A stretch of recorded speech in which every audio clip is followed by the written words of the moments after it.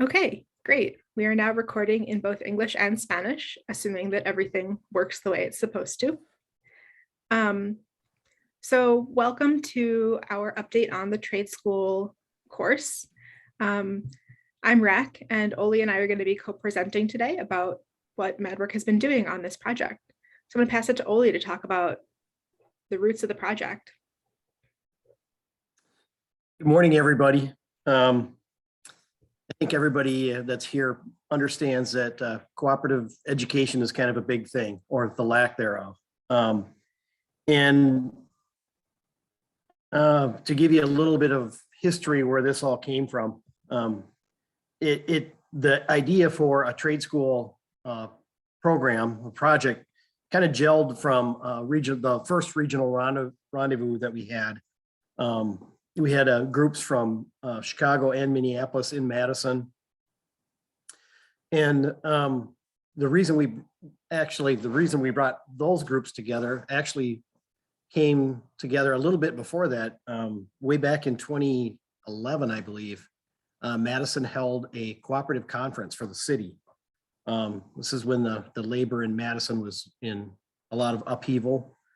And at that time, there was a lot of talk about the lack of education for cooperatives, and we were wondering as cooperatives what we could do to improve that. So that thought has been in the back of our minds for a decade already. And then with the regional rendezvous 2 years ago, we understand that there's already a lack in universities and in the younger grades, lower grades, but there was virtually no mention of cooperatives at the trade or tech school level, the 2-year programs. And as we discussed it, as we started the discussion, the people that are going into trades or trying to figure out what they're going to do with their career, they're never really taught anything about doing their own business, starting their own thing, and what better time to introduce them to worker cooperatives. So out of the regional rendezvous 2 years ago, we put together a committee, and we started doing some outreach, first of all, to the people that we knew in the co-op community. A long-term stakeholder here is Ann Reynolds, who was the director for the UW Center for Co-ops. And we started reaching out to people, I guess, not only here, but other places, to find out if there was already a program somewhere else that existed. And there are some similar cases, but not exactly what we were looking for. And there seems to be lots of areas, lots of regions that want to do the same thing. And we were hoping to get somebody from Industrial Commons on today also. And they'll be following what we're doing because they're basically going through the same program development that we are. One of our first challenges was to get somebody from our local trade school on board, which our local trade school is called Madison College. It's a 2-year program. You can learn a trade there and get a 2-year degree, or you can use that degree to move on to a 4-year school if you want to. But I wouldn't say that it was easy finding the right person there to get information. We went through several people we knew. We went through students that we knew were going through programs. And finally, one of the students that we knew put us into contact with his teacher, who put us into contact with a person that was in their entrepreneurship program. And that person brought 2 other departments in. And Rec, you're going to have to help me. It was entrepreneurship, business development, and one other program. We finally got a meeting set up with those 3 departments, and they helped us. At the same time, we started to develop a curriculum that we wanted to use. But once we started meeting with the trade school, it brought up a whole host of new questions that we hadn't thought about. Things like, is this something that we want people to get credits for? That makes a difference. Do we want to own the material that's going to be taught in the trade schools, or do we want the school to own the material? Were we going to provide a teacher, or were they going to provide a teacher? Who's paying for the teacher? Where is the class going to be held? What time is it going to be? All sorts of business questions about the economics of how the teacher would get paid. So we decided, MadWork and MCDC as a group, we decided that at least to start with, we definitely want to control the curriculum. We want to teach what we think is important. And we also wanted to provide the teacher. We're blessed. We happen to be blessed here with the UW Center for Co-ops. And there was a couple people that had great education backgrounds, along with a whole host of people at MadWork that also have education backgrounds. But the instructor that is going to teach the class actually has taught at Madison College before. So we had that ironed out. We had our education committee put together a curriculum, and Rec will cover how they kind of refine that and how we found it. We actually were, a lot of people were kind enough to give us the curriculum that they're currently using for different classes, but sections of that we were able to take and massage into what we wanted. So the getting the Madison College puts out a book every year with all the new classes in it. So the first time that we'll be in the book will be this fall. So we're going to do a couple of seminars this summer to get interest. We know that there's already a few people interested. Our goal is to make it general enough that this can be used for both somebody that's starting a new co-op and also somebody that might be converting a business into a worker co-op. They won't receive credits, but we can make our own certificate to give them once they've completed the class. In order for them to get credit for it, the school would have to own the curriculum, and we're not ready to do that yet. We're also limited to 24 class hours. So eventually we think we may have enough information to make this a 2-semester project. I think we're going to target 20 hours. Rec will go into that a little bit more for the first class. I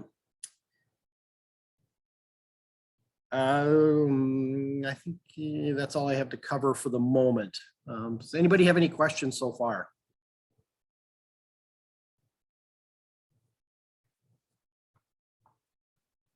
All right.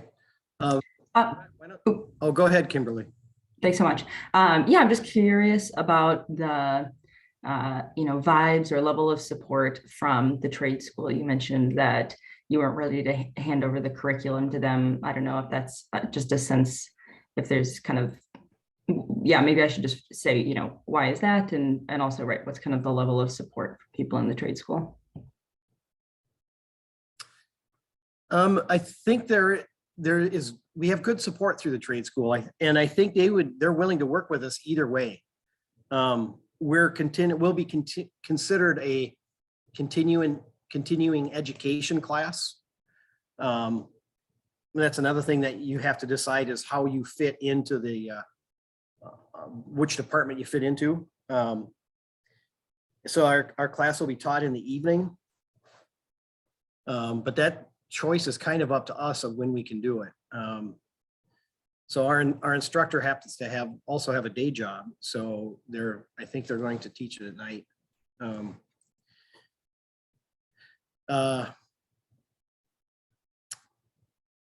Yeah, I guess I don't have anything else to add to that.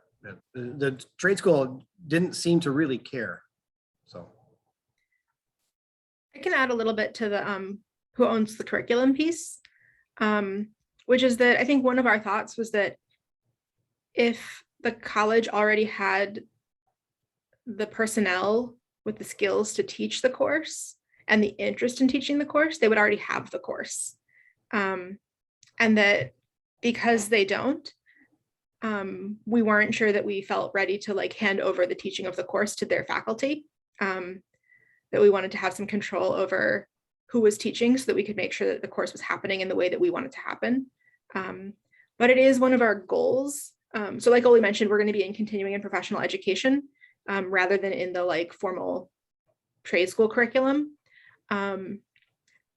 which makes it actually a little bit easier for non-students to take the course because non-students receive that booklet as well. That booklet gets mailed to like everyone in Madison, I think. What was I going to say? So one of the pieces of advice we talked to a lot of other, like Oli mentioned, we talked to a lot of other people who are doing similar courses. And one of the pieces of advice we got from one of them was start teaching the class. You know, don't wait until it's perfect. Don't wait until you have everything set up the way you want it set up ultimately, but start teaching the course so that you can make sure that your curriculum works the way you want it to work. And then you can always edit it and revise it. You can always make changes to it. But that it's really important to start teaching it in order to make sure it's what you want. And so towards that, it was a lot easier to join in as a continuing and professional education course than to try to become an accredited class. But one of our long-term goals is for it to become an accredited course. Very cool. Thanks, guys. Yeah. I should, so that our goal with this is that if a student goes through this, it doesn't matter what background they have or what trade they're going into. We want to keep it general enough that it's not directed at one individual career type. But once they go through it, and we'll discuss a little bit about the history. We'll give, you know, working examples. We're lucky enough that we've got a bunch of successful worker co-ops here that we could use directly as an examples. But at the end, we'll have gone through all the legal paperwork. We'll have given enough references and resources in the community that they'll walk away. I'm kind of old school, so they'll walk away with a 3-ring binder with material in it that if they ever decided to start their own business, they'll have examples of everything they need to do to start their own worker co-op. And the, you know, it would be great if we could get one successful worker co-op out of every class that we teach this. You know, if one student starts their own worker co-op every semester, that would be great. But the fact that we're going to leave this image hopefully burning in them as while they're working for somebody else, if they don't start a worker co-op right out of the gate, 5 years down the road, they might think to themselves, you know, we could do this on our own. We could start our own worker co-op.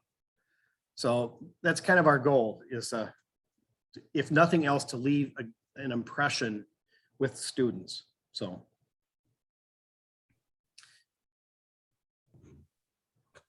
Rec, do you want to talk about curriculum a little? Sure. So like Oli mentioned, we reached out to a number of places that are doing co-op education at the college and university level. Most of those courses are general co-ops and not specific to worker co-ops. There are a couple that are specific to worker co-ops, and so far everyone has been really generous in sharing their syllabus with us. So we had a lot of resources to start with. We applied for and received a grant from the Cooperative Development Foundation to develop the curriculum. And one of the stipulations of that grant is that the curriculum will be available to the public. So once we have the curriculum hammered out, probably not until after we've taught it the first time and revised it, it will be available to anyone who's interested in implementing it. And we can offer suggestions on how to tweak it for people's specific situations. For example, like Oli mentioned, we're really lucky to have a lot of worker co-ops in Madison that can provide sort of tours or guest speakers.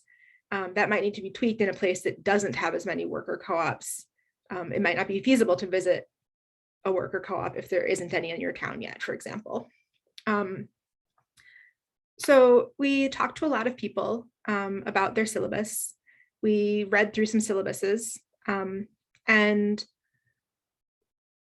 a number of the courses that we looked at were quite academic in nature, with a lot of like sort of theoretical books. And we felt like we wanted it to be a little bit more practically based. So I'm going to share my screen so you can see sort of a little bit about what we've been working on. So the first thing that was suggested to us was to come up with course goals.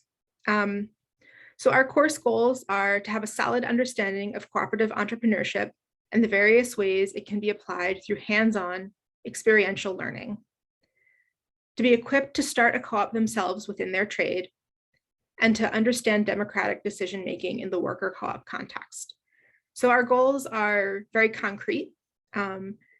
And also, as you can see with the hands-on experiential learning, we really want to make sure that the way we teach the class is just as important as the content that we're teaching. We came up with an outline, and like Oli said, originally we were hoping for it to be an accredited full semester course. So we came up with an outline for a 12-week course. Now that we're going to be in continuing and professional education, we're limited to that 24 course hours, which means 12 weeks might not be feasible. I think it might even be 20 hours that we're limited to. I can't remember exactly, but we've switched it to an 8-week course, but we're still maintaining the 12-week curriculum so that we can always expand it. But we brainstormed a list of what we felt was important to include in the course. And we also felt like it was important to make sure that we do a lot of experiential processes. So one of the goals is that students will be developing their own business plan in small groups over the course of the class. So starting in I think it's like the second or third week, we'll divide them into groups, maybe based on being in the same trade, maybe based on not being in the same trade and having interesting ideas for how to combine their trades. And they'll be working on bylaws, decision-making, and a business plan. So we wanted to start with an overview of what worker co-ops are and what co-ops are. We also wanted to make sure that we gave some context for why worker co-ops are important and why somebody might want to start a worker co-op. And then we wanted to go a little bit more deeply into some specifics, especially legal, financial, and group process. And I think we felt really strongly that group process was important. A lot of the co-op classes that we looked at emphasized the legal and financial, and we felt that it was important to include how to operate the co-op, as well as how to create your bylaws, that we wanted students to leave knowing how to make decisions together rather than just knowing what their bylaws say. One of the things that we came up with was wanting to make sure that there was some homework. And the homework is going to be very, I don't know what the word is, it's not homework to assess, are they good at this? It's homework to assess, did they understand what we're teaching? So for example, we might ask them to read something and then to pull out, 2 examples of something they learned through that reading. Or I know in one of the first weeks, we'll have them read through the cooperative principles and ask them to reflect on the cooperative principles and what resonates for them about those principles. So really making sure that they understand what we're talking about so that we can adjust as needed to make sure that we are reaching students in a way that's beneficial to them. We also wanted to have a lot of guest speakers, again, because we have such a wealth of cooperatives in Madison. So there's a teacher for the class, but a lot of the sessions will be taught in part by guest speakers who can talk about different aspects of worker co-ops and about their own cooperatives. They'll be working on a business plan. And so we have some resources that we've been compiling about how to do a business plan. And one of the things that we have as a really big resource in Madison is Madison Cooperative Development Coalition, MCDC, which has funding to help support co-ops that are starting up. So we've talked about how to make sure that we are able to sort of hand off potential co-ops into those resources so that students can actually really develop those cooperatives that they've come up with a business plan for.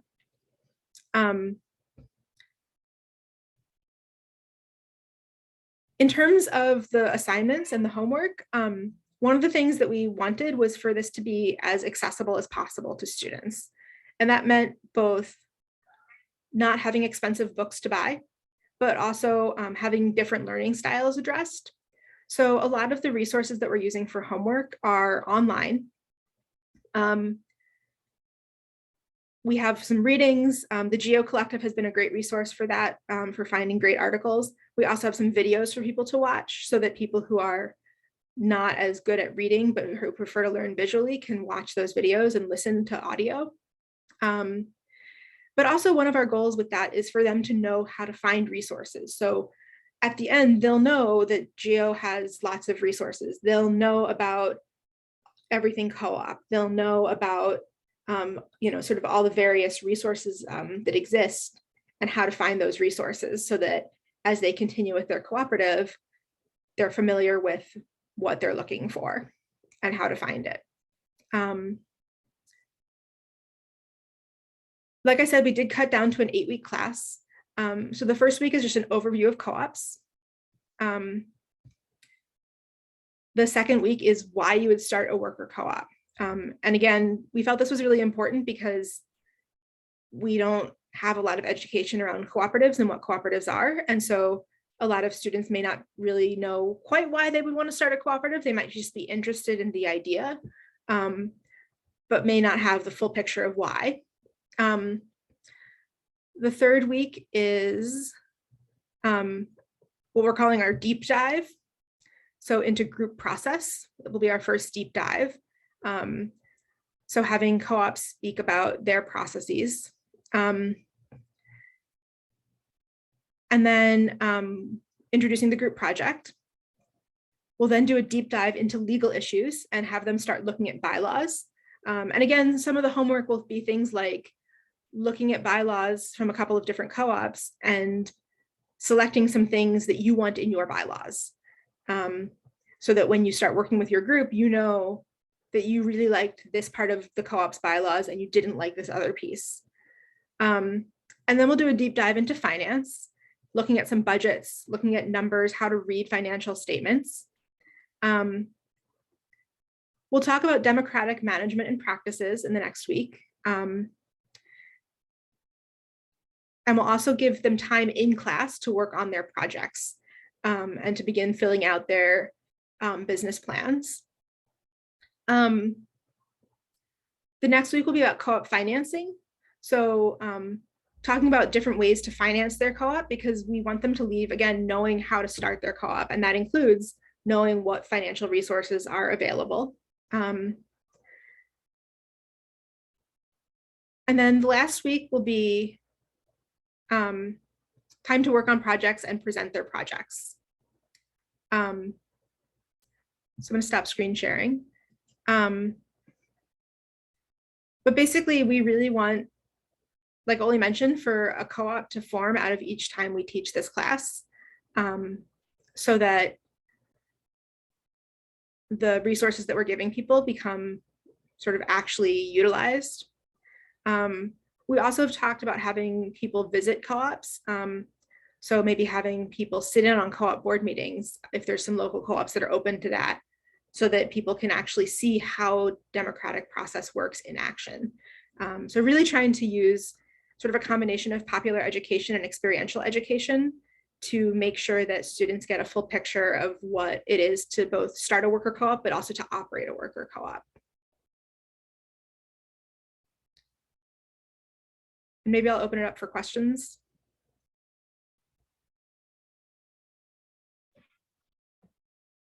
I have a question. So it sounds as though this is geared almost entirely for startups, and I'm wondering if there's going to be much talk about conversions. And you know, what calls that to mind is, first of all, that's one of the 3 ways to start a co-op. But also I'm thinking a lot about what Oli said about how, of all the people in the class, our goal is to have one actually start a new co-op, but everybody holds this idea in the back of their minds, and presumably the rest of the class goes off and gets a more traditional job. But 5 years down the line, like Oli was saying, they might think, oh, I could start my own co-op. Or they could also think, hey, we could just buy this existing business and convert it to a co-op. But there would have to be some explanation of that in the course as well. And that's the piece that I don't see there. I think that's something that we've talked about, but haven't added in as many resources about that yet. We definitely want the course to cover how to convert, but I think a lot of the things that we're emphasizing are how to operate the co-op, and not just how to start the co-op. And I think that's relevant for conversions as well as for startups, that as a conversion, it's a definite adjustment from having one owner or a couple of owners and a lot of workers to having a lot of owners. And so I think those pieces translate very well into conversions of like how to manage your organization and your co-op as a democratic workplace.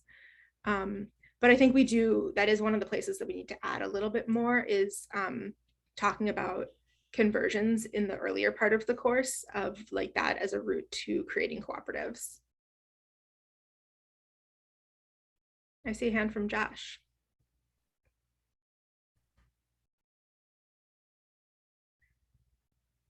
We can't hear you though.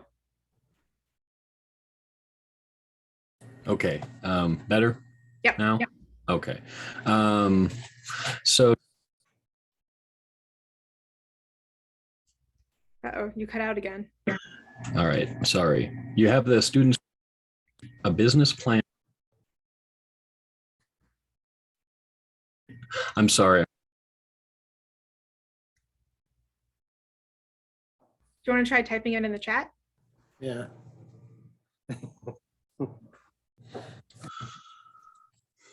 Josh, while you're typing your question, I do want to point out that we have this broken up into 8 classes right now. Each one I think is 2 hours long, is what we're thinking. So it's 16 class hours. And then if we do any tours, we'll be probably bumping on our 24 hours of class time. But Okay, yeah. So Josh's question is, will you do any role playing with actual decision making? And my hope is yes.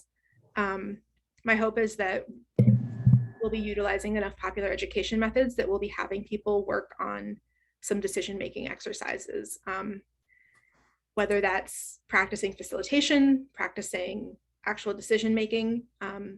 We want people to learn how to work together. And so I guess it might not even be role playing in this aspect, but also they'll be working in small groups to create their business plans. And so that will require practicing decision making, because they may have one person who says, I loved the section of the bylaws that said that there's a board of 6 people that's elected every 2 years. And somebody else might say, I hated that part. I thought we should have a board that is everyone in the co-op, and we shouldn't have an elected board. And they'll need to work together to figure out how they want to pursue that difference of opinion. Right. Yeah. Great. Yeah. One of the first sessions, one of the activities we'll do is something that I'm borrowing from the Center for Family Life's training that I did last year. It's an exercise on tolerance, and coming up with a decision, looking at a situation and coming up with a decision based on what each person can tolerate, and coming up with what the group as a whole can tolerate, as a way of practicing sort of discussing things and assessing each person's needs and wants and what the group as a whole can agree to. Great. I'm really hoping that we can encourage the students to work together on these. And, I'm sure that if you're learning a trade and you're taking a machining class, you probably have some buddies that you could talk into taking this class with you. But I'm hoping that we get more than that. I'm hoping that we can get a mechanic to join forces with a beautician and a chef And they could, their imaginary business could be something where you go to get your oil changed and you can get your hair cut at the same time while you're waiting for your car to be done. Or you can have a pastry in the internet cafe that they have. But I mean, I'm hoping their imagination can create some really interesting models for us. So.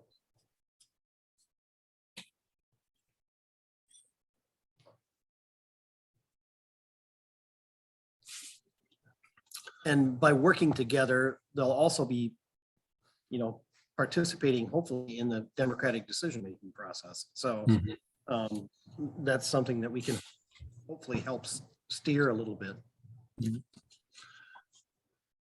And how many people?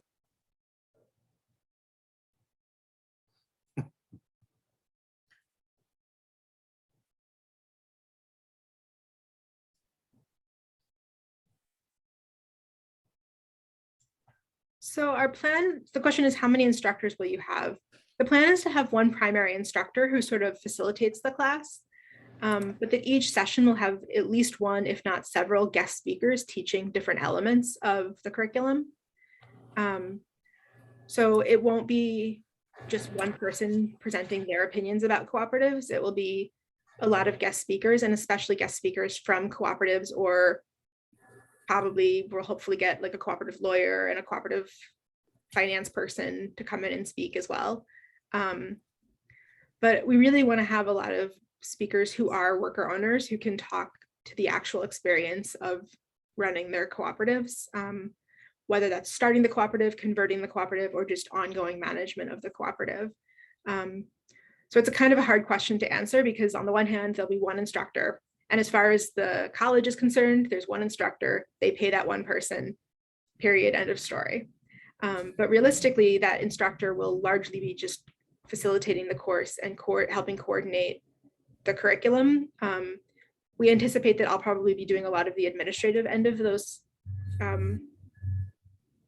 like coordinating the guest speakers, checking to make sure people have done their homework, that kind of thing. So that, because again, it's in the continuing and professional education program, which does not pay a substantial amount of money per course. So we want to try to maximize the spreading out of the workload, so that the primary instructor doesn't get overburdened and burn out.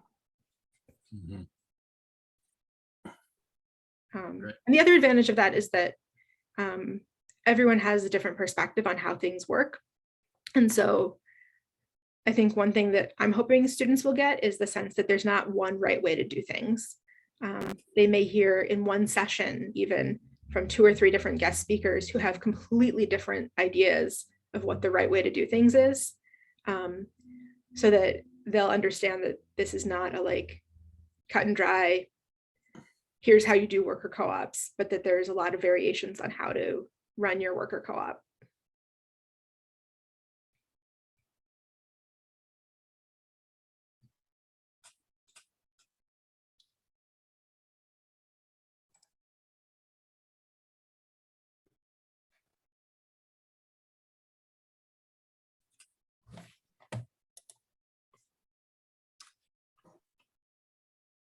I was going to add something to that. Now it slipped my mind. We did initially, we thought about doing this with 2 instructors. And they the trade school kind of talked us out of that. The business side of it kind of got confusing too, because our instructors are employed, the ones that we wanted were both employed full-time with UW Center for Co-ops. There was a lot of questions about, well, how are we going to work the pay, the business side of it? Because they're already being paid by the UW Center for Co-ops. So why don't they just teach the class for free? And got kind of weird. So it definitely going into it, one main instructor. Rec will be doing a lot of the organizational effort of it. And we're interested to see how well it works and how far it goes.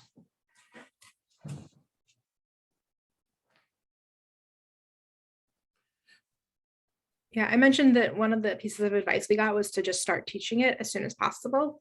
So I think probably our timeline is going to look something like we'll finish the curriculum over the summer, like by the beginning of the summer, hopefully, so that we can have some seminars to promote the course. We'll teach it in the fall for 8 weeks, 8 or 9 weeks. We could go for 9 weeks. It's a little unclear. And then we can spend sort of like winter break assessing and making modifications, and then start sharing the curriculum more broadly with people once we can provide some advice on how to teach it.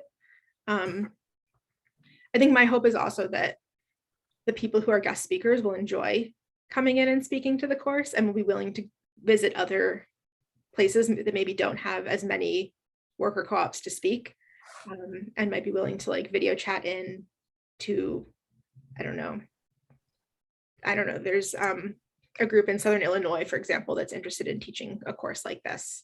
Maybe someone from Union Cab or Isthmus Engineering might be willing to do a video chat with that group, since they don't have a lot of worker co-ops yet to speak at the course. In the meantime, we are sharing the curriculum with sort of the caveat that it is very incomplete. I'll add one thing that we've run into as a problem already is that one of the downsides to trying to use free resources on the internet is that links change. So in between the early fall, when we put together some of the homework assignments, and the late fall, when somebody went to look at what they were, some of the links were already broken. So I think there's going to be some continuous updating that will need to happen. And we'll need to put into the curriculum a description of what the kind of resources we're looking for are, so that if a resource is no longer available, whoever's teaching it can like fill in with something equivalent.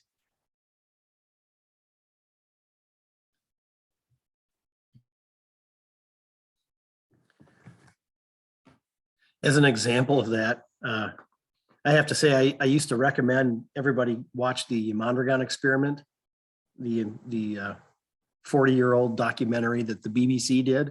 And it used to be available on YouTube. It was for years. And just in the past few months, the BBC has decided that that's private information, and they've taken it off all the websites. So you can no longer, it's almost an act of God now to find that video anywhere. Even though I emailed the BBC, and you can't buy it because they're not doing DVDs right now. But if you're an educational institution, you can buy a BBC license, which is tens of thousands of dollars to get access to it. And it just so happens that the UW does have that license, so you can check it out through our university, but it's only in hard copy. It's not something you can download. So it's a struggle to get some of that information. So Pat put in the chat, this program, Curriculum Inform, sounds a lot like the entrepreneurial leadership program I took through the UW School of Business in 2012. Did you use some of their model or do all of this yourselves? I didn't know that program existed, so we did not use that as a model. We started not from scratch, but we started from looking at what some other co-op courses do, and then adjusting as we wanted it to. But I think the first thing we really did was look at syllabuses from other co-op courses and come up with our course goals. And then we kind of listed out what things we thought were important to include. And then from there, we started filling out the details of what each session would include and what the kinds of homework might be for those sessions. It's good to know that that program exists, though, because we can potentially sort of send students towards that program if they're interested in more business education once they have the co-op piece of it down. Because I think both are important, right? That it's important to learn how to run a good business as well as how to run a co-op business. But our focus really, we wanted it to be focused on co-ops and not on just starting a business. So that's, I think, why there's such an emphasis on like the deep dives into legal, financial, and group process, is to make sure that it's not just how you start a business and making sure that your business is owned by multiple people, but that it's about how to make sure your business is run by multiple people. And Pat, I'm curious what your experience is. We just had an engineer a few years ago that went through the MBA program at the UW. And he's all the way through it now. He gave me his textbooks when he was all done. And it's a stack of textbooks that literally laying flat overfill a brown paper bag. It's a 20-inch tall stack. And the word cooperative is used once in all those books. And in one of the accounting books, they mention housing cooperatives. And that's the only time the word cooperative is used in the entire MBA program. The word patronage wasn't used at all. So is that what you saw in the program that you took also? Is that, I mean, they don't talk about cooperatives specifically at all? No, it was, sorry. No, it was much more of an 8-week program where we had a mentor assigned, either we could find or assigned to us, and they walked us through, and then like one session was on how to set up your business plan and many of the things that you said. What are legal things you have to do? How do you read a profit and loss statement? It wasn't books at all. It was all interactive. Our class meetings usually had outside speakers. I think we had a guest speaker each time from the financial sector or the legal sector or bookkeeping or employee human relations kinds of things. But this sounds really good. I'm just wondering if they might have some of the resources that you are looking for your guest speakers too with the co-op slant. No, it was a hands-on thing. And then of course the graduating thing from the program was that you submitted your business plan, which is kind of what it sounds like you're talking about too. So just threw it out there. The guy's name was Carl and he wrote the book, Where's the Moolah? And it was a book on how to find financial resources for your startup business, mostly in agriculture. So anyway, that's all I know about it. But this, like I said, this was several years ago, and the closest thing I could find to my CSA farmers market was operating a hot dog stand on the street. So that things have changed a lot in those years. So good luck with this. It sounds exciting, and I'm really hopeful that you can do some cross-pollination with that other program and get some more ideas. So thanks. Yeah, thank you. It's great to hear that that program exists, because I think we were very focused on looking at what other co-op focused programs there were, but not on what other business focused programs there were. So I'll definitely look into that and see what resources they might be able to share. Also, I wanted to go back and answer Steve's question a little bit more about conversions, which is that right now we have one course. I think ultimately we could end up with 2 courses, one on startups and one on conversions. But I think we wanted to start with something that would incorporate all of them as best possible. But I think there's the potential for this to become multiple classes, or for it to become, for example, an accredited class for current trade students, and then a non-accredited continuing and professional education class that might draw more community members, including people who are business owners, because we are also interested in having business owners take courses like this so that they can learn more about how a cooperative would operate. We'd also like to, once we have the curriculum more hammered out, and we'd like to see if we can get this into a 4-year school also, to take it deeper. I see Lee has her hand up. Hey, yeah.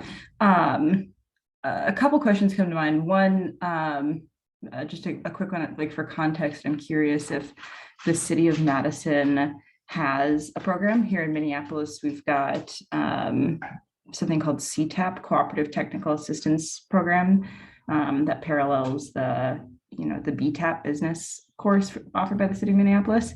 Again, a quick question I asked for context if it was something you guys felt was still necessary, even if the city offered it. And then the other thing is, kind of talking about, it sounds like you're imagining students taking it who don't already have a business plan. You kind of mentioned this idea of like people come, I shouldn't say business plan, but like business ideas, like people coming up with business ideas, and starting, a quote imaginary business. And I'm wondering if you guys think that will jive, will be conducive for people who like already have a business idea and maybe don't want to just like be forced to start an imaginary one when they're like, no, I have an idea I want to work on. I can respond first, maybe. I'll respond to your second question first.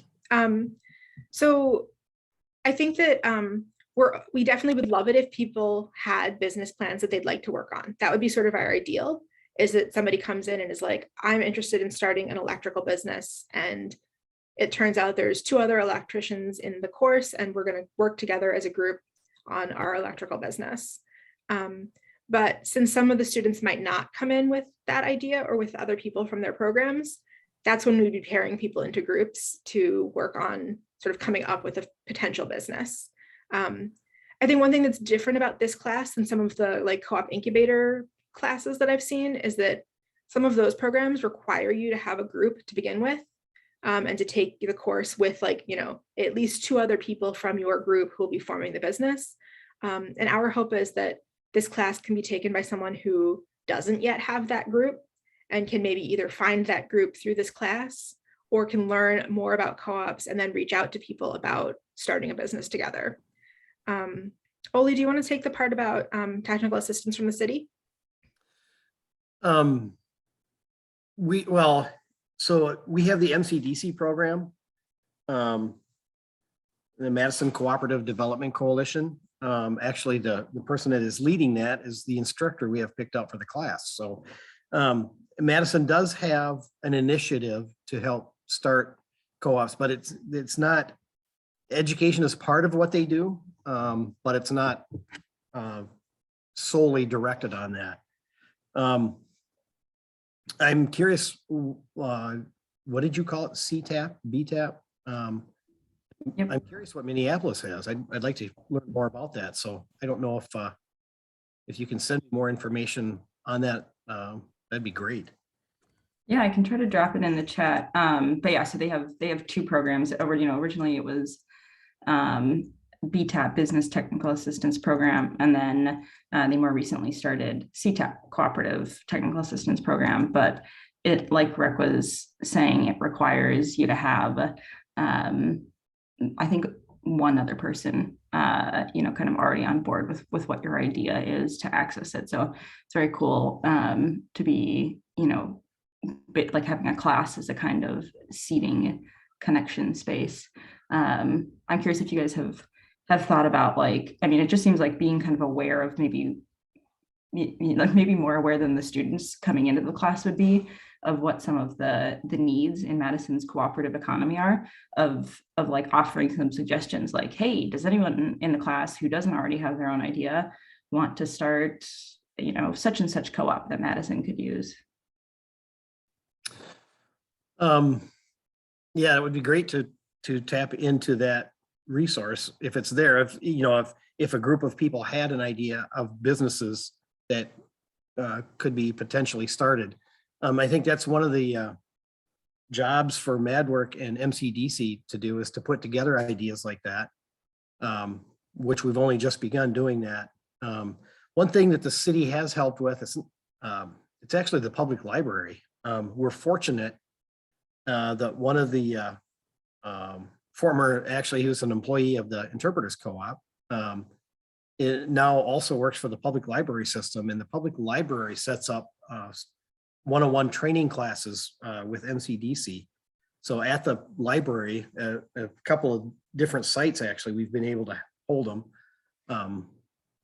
And now that COVID has passed, hopefully we can restart those classes. But those classes, they're basic and they're just 2 hours long.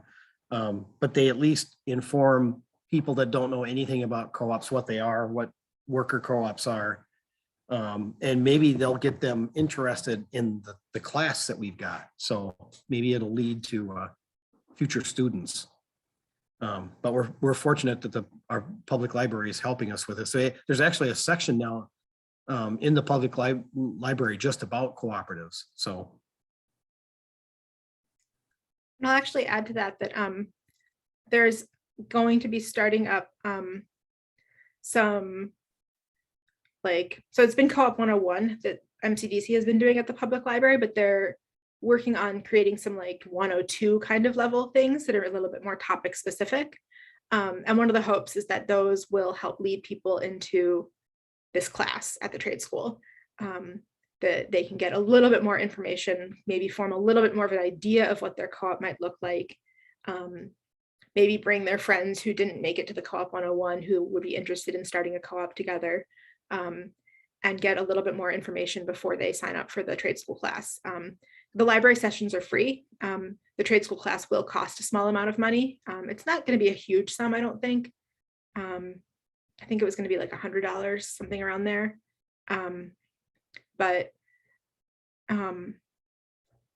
So there is definitely some interest at the library and with MCDC in creating some slightly more in-depth sessions that might help lead to interest in this class. And I think that it'll be a good resource for this class to exist so that people who do take those Co-op 101s have somewhere else to go for more information that's not, because MCDC does a lot of technical support, but they don't help you find other people to run your business with, for example, I don't think. They more provide support for your business. So hopefully this class will be a way for people to learn a little bit more and then be ready to work with MCDC. MCDC also offers, in addition to doing a lot of technical assistance for co-ops, they also have some funding available for co-ops. And so that's one of our hopes, is that groups that start from this class can sort of transfer over to MCDC for a little bit more in-depth technical assistance, but also to receive some of the funding that's available to help them start up. Great. Awesome. Thanks for all the info.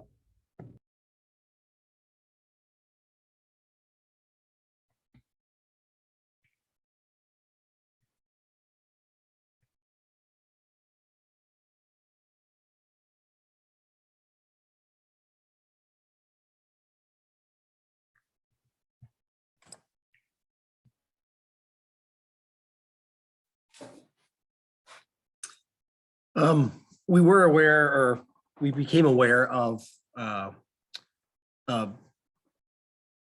group in southeastern part of the country called the Industrial Commons down in Carolinas.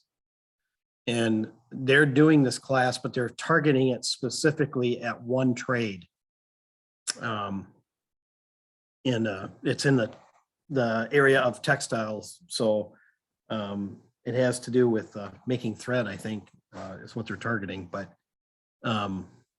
it's interesting that we're going pretty much through the same struggles they are of getting it all started. So hopefully amongst all the groups that are working on this, we can get something put together that can be used easily and in any region. Yeah, I would say the easiest forming of a class like this that I've heard about was in LA. They taught a class like this at the technical school before switching it to a four-year college. But in their situation, the person from the LA Co-op Lab already was teaching at the school. So they already had that active relationship to start a new class versus starting a new concept of a class. Whereas we're starting from scratch. We didn't have a previous relationship with Madison College. Like Oli mentioned, we really had to try to find the right people to talk to there. And that took some time and some effort. But we've already had some people also from, like I said, Southern Illinois and also from Indiana who have been interested in this curriculum. And because we're making it publicly available, we're sharing it as we go. with the strong caveat that it is not at all complete yet. But even just the outline, I think, is helpful for some people in terms of talking to schools about what the course might look like, even if they don't have all of the details of what each session would look like. I think the course outline is quite helpful to people.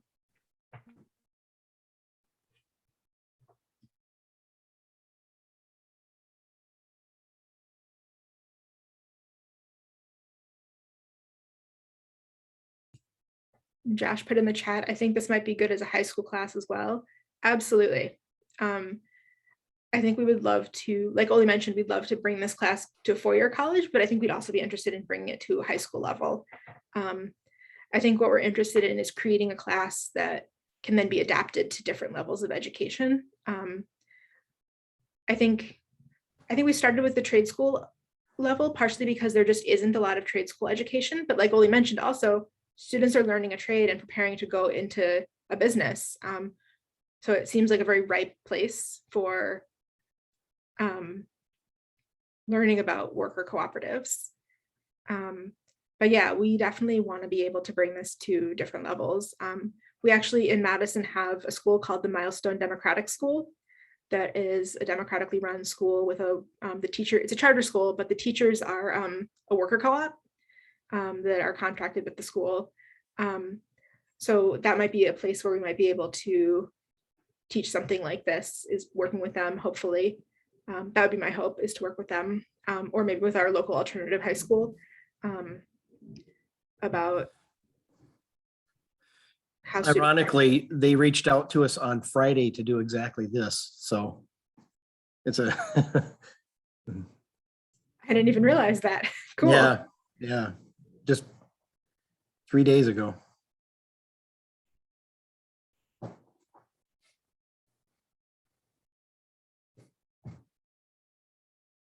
Yeah, and I think one thing that might happen at the high school level is that this might be a way of encouraging students who are in high school to see the trades as a potential like pathway, that like this is an opportunity to learn a trade and potentially start your own business at the same time, rather than sort of emphasis on four-year colleges that I think is sometimes prevalent. That for a lot of students, the idea of starting a business might be much more appealing and really fit their interests. Man, love that idea.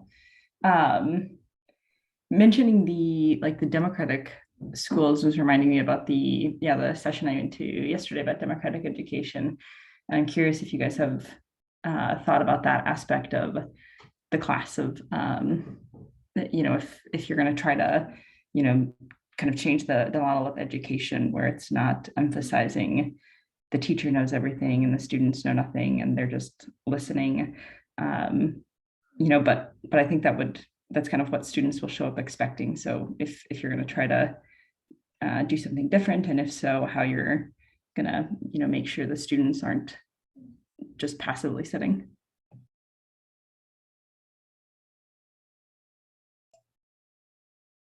Yeah, I think we're definitely trying to shift the model. I think partially by having not just one teacher, but by having a lot of guest speakers so that students can see that there's knowledge that comes from a lot of different places. That some of our guest speakers may have advanced degrees and can speak sort of about professional experiences, and some of our guest speakers may have no degrees and may just have a lot of experience that they've gained in their co-ops. We're hoping to incorporate popular education techniques to the degree possible. And then I think the fact that students will be spending a lot of time in their small groups working on business plans will also upend that a little bit. Like that traditional teacher knows everything, students know nothing, is that really it'll be students who are looking at sort of source material like sample bylaws or budgets, and then deciding what's useful and relevant to them, rather than a teacher saying, here are the most important pieces of, a business plan. You have to have X, Y, and Z. That students might look at it and say, our business doesn't really need this piece of it. Or might say, we decided to skip focusing on this part so that we could focus a little bit more at first on outlining our decision-making processes so that when we start our business, we're prepared to make those decisions about that thing. So I think we're really hoping to use democratic education as much as possible. I don't know that we'll be able to do it to the degree that the schools that Abe was talking about are doing it, just because it is going to be probably like 10 students and one teacher or guest speaker at a time. So it might not be as able to be as like one-on-one as some of those schools were. Makes sense. Thanks again.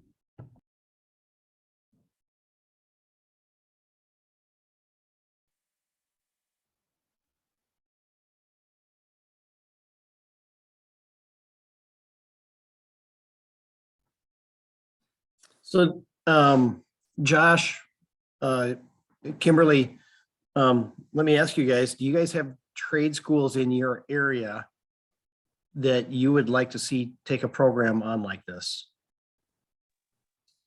For sure. I would love to see it at the College of Technology. Yeah. In Missoula. But I don't have anybody there. So. Mhm. Josh, I didn't realize you were coming in from Missoula, Montana, is it?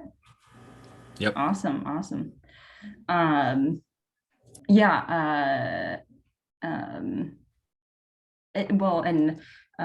There's also a school locally here in Minneapolis that comes to mind for me. That's the thing with this conference. It's going to be tough afterward to choose which of the things to work on first, because I just want to get all of it happening in Minneapolis.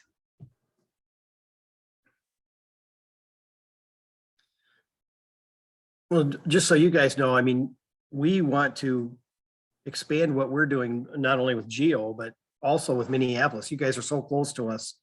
And you have similar structures and state laws and things like that really make it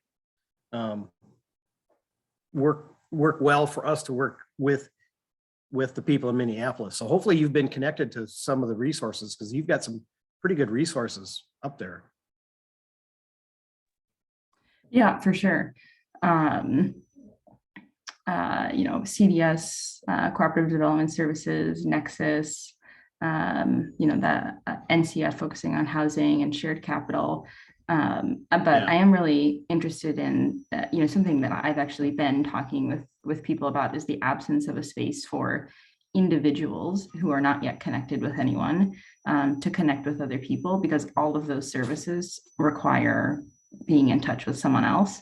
So really interested in what you guys were saying about wanting this class to be a place where people can connect with each other. I think it's really smart that you'll be having them, work with others to, kind of team up with others to build a hypothetical business instead of trying to individually create their own co-op, because I've heard that does not work well. It's just difficult to individually create a cooperative. So it seems smart that the next best thing would be to create an imaginary co-op with other people. Something that we've been starting up again is having regular social events. And I think that might be a way to start with connecting people to potentially find like-minded people who might be interested in starting a co-op, is hosting sort of just like, you could even do like co-op speed dating, almost like meet with a bunch of people and like check in with 5 or 6 people and see if you have any overlapping ideas or interests. But doing things that are sort of less formal like that, I think, can be really helpful in terms of getting people, because you want people to know each other and not just have the same business idea, right? That it's good for them to get to know each other and sort of understand, would they work well together, in addition to like, do they both like the idea of, a pizza shop, right? That like, they might both like the idea of a pizza shop, but if they have completely different ideas about how to work on that, it's not going to work out as a business. So having some informal time to sort of connect about just like, not just what's your business idea, can we pair you up, but like, how do you want to run your business? What are your thoughts about what you see your business looking like? So that might be Yeah. a way to do things, would just be having some like informal gatherings for people who are interested in co-ops to sort of network. And and then also MedWork is starting to do some more active co-op development. And one of the things that we started with was just creating a list of co-ops we'd like to see in Madison. And then now what we're in the process of is trying to reach out to people who might be able to form those co-ops. So I think that's another way to approach it, would be to sort of list out like what are some needs we have in our city that could be filled by co-ops, and are there people we know who might be able to do that? Yeah, I was actually thinking during the coffee hour, you mentioned being involved in MCC, and I was interested to follow up with you about that. But now you've also reminded me, I'd be interested to talk with you or someone else who's in MadWork to just better understand how MadWork actually works. I think that's something like we've been thinking about as we explore trying to start our own worker cooperative, and realizing the Minneapolis ecosystem could use things too, and being really interested in providing those, but not being sure how to provide those as a worker cooperative, or like how to make money providing those. So would be curious to talk about that. I mean, maybe a quick question right now, like is MadWork incorporated as a worker cooperative, or is it a nonprofit? Great question. And the answer to everything you just asked is yes. We're incorporated as a chapter 185, which is the state statute for worker co-op, or for any co-op actually. In Wisconsin, if you want to use the name cooperative or the word cooperative in your name, you have to be a chapter 185. But we're also federally registered as a 501c3. So we are a nonprofit worker cooperative. Ooh, okay. So intriguing.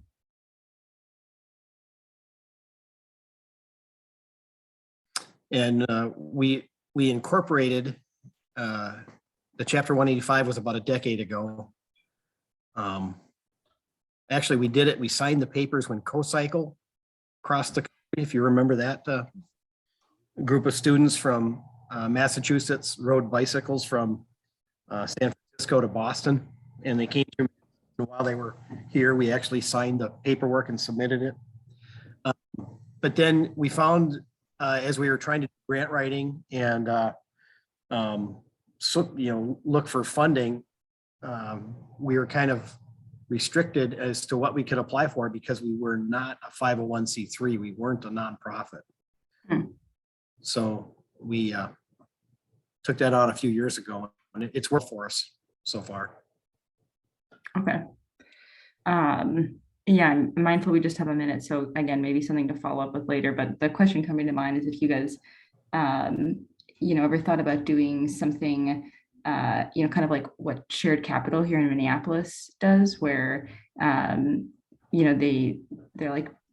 they're loaning to, for anyone who doesn't know, they loan to worker cooperatives and, so make money on the interest. But if you guys ever thought about, using an equity model, or instead of like relying on grant money, or only relying on grant money, also trying to,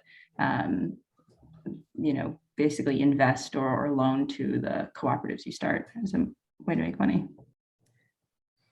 So I think that we've, at this point, sort of decided to let Shared Capital be the ones who do that kind of work. We're members of Shared Capital. We do have income from dues. So our member co-ops do pay dues starting this year. That's a new thing for us, sort of formalizing our membership a little bit. One thing that came out of last year's regional rendezvous is there was someone last year from England who shared with us that there's a fund there where co-ops contribute $1 per worker per week, or £1 per worker per week.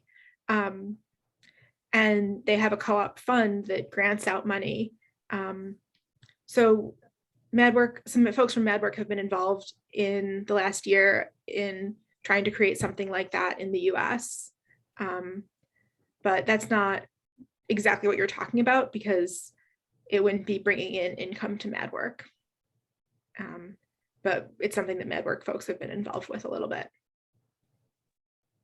Cool. Yeah, no, definitely still good to know that. All right, that will be the end of my questioning. Thank you guys so much for a great session.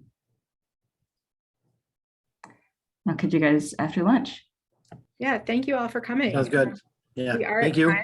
time. If anyone has any questions, feel free to email me. I think everyone has my email address at this point, so always reach out. Josh and Kimberly, thank you for the links. Yeah. All right, thank you. I'm going to stop the recording now.